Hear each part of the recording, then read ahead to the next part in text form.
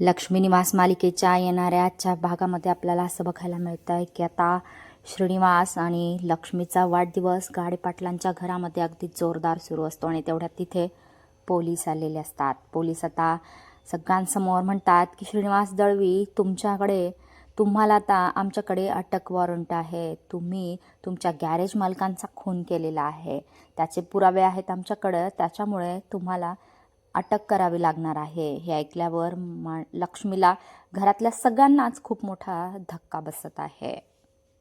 हे सगळा प्रकार गाडेपाटलांच्या घरामध्ये सुरू असतो. आजी म्हणते की काय रे संपत, आपल्या सिद्धूने हे असल्या दळवींसोबत कसे काय संबंध जोडले असतील. या दळवींचे तर नुसते पोलिसांशी आणि गुंडांशी संबंध आहेत. यांना नुसतं खुनाच्या आरोपाखालीच अटक करावी लागत आहे. हे असले दळवी आपले व्याही कसे काय झालेले आहेत. हे ऐकून लक्ष्मीना आणि श्रीनिवासला सुद्धा वाईट वाटत असतं.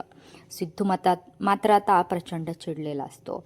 आजी त्याला म्हणत असते की तुला हे सगळं ऐश्वराम वैभव हे गाडेपाटलांमुळे मिळत आहे. याचाच सिद्धूला तर राग येतोय.